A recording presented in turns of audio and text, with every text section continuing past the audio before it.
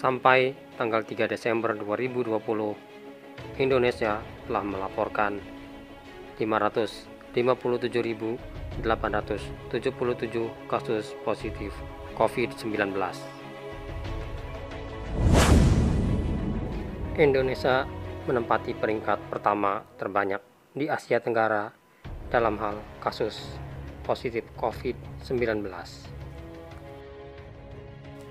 Dalam hal kematian, Indonesia menempati peringkat ketiga di Asia dengan 17.355 kematian.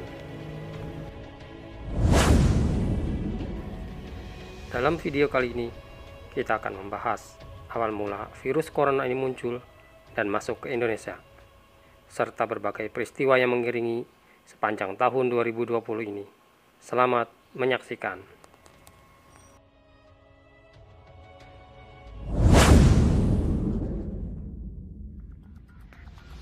Awal Desember 2019, di kota Wuhan, China, sejumlah pasien dengan penyakit tak dikenal berdatangan ke rumah sakit. Lalu pemerintah China mulai menyelidiki pecahnya wabah di awal Januari. Sedangkan di Indonesia saat itu masih berkelakar dan berdebat soal kelelawar. Thailand, negara pertama di luar China yang terdampak corona.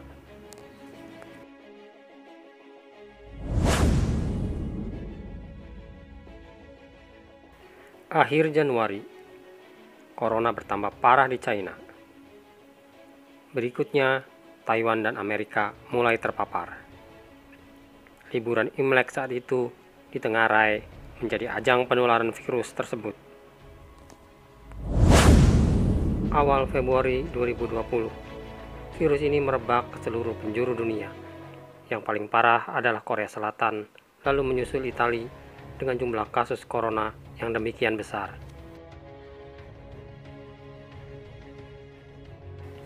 Di Indonesia, masih banyak pejabat yang menganggap bahwa corona tak akan masuk ke Indonesia.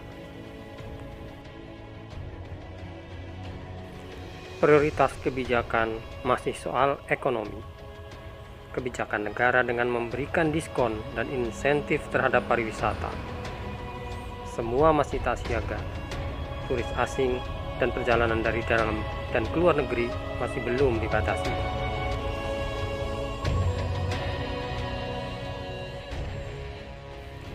Awal Maret 2020, pasien positif corona pertama terkonfirmasi di Depok, Jawa Barat.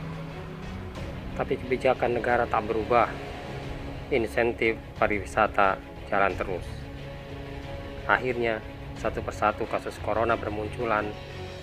Pada fase ini, Jabodetabek paling parah. Pertengahan Maret 2020, pemerintah akhirnya memberikan himbauan kepada masyarakat agar tetap berada di rumah dan melakukan social distancing. Sejumlah pemerintah daerah seperti Jakarta, Jawa Barat, dan Banten mengeluarkan kebijakan meliburkan sekolah-sekolah untuk menekan angka penularan virus corona. Pada masa akhir Maret, terjadi polemik antara keinginan melakukan karantina wilayah atau lockdown. Presiden Joko Widodo tak memilih lockdown, sedang beberapa daerah seperti di Kota Tegal melakukan lockdown lokal.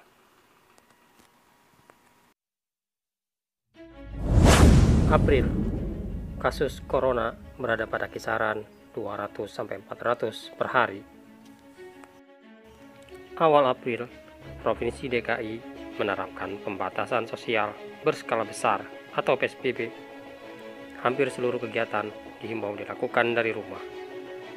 Kemudian, menyusul Gubernur Jawa Barat, Ridwan Kamil, mengumumkan bahwa mulai 15 April 2020 5 kota awal di Jabar yang menerapkan PSBB adalah Kota Depok, Kabupaten dan Kota Bogor, serta Kabupaten dan Kota Bekasi.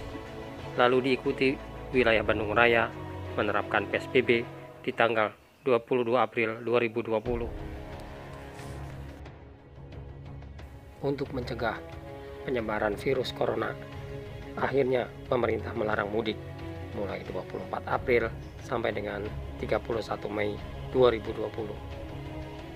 Namun, kesulitan ekonomi dan berbagai alasan lainnya tak menghentikan sebagian orang untuk melakukan mudik atau pulang kampung, terutama dari daerah Jabodetabek ke berbagai kota di Jawa Barat, Jawa Tengah, dan Jawa Timur.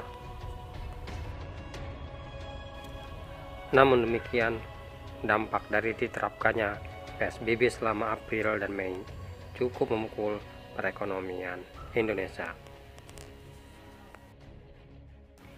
Awal Desember, akhirnya pemerintah memangkas liburan akhir tahun yang sedianya berlangsung selama 11 hari. Hal ini dikarenakan kasus COVID selama Oktober dan awal Desember meningkat secara drastis. Bahkan kasus harian berjumlah 8.000 kasus per hari. Lalu bagaimana COVID-19 di tahun 2021 nanti? Berikan pendapat.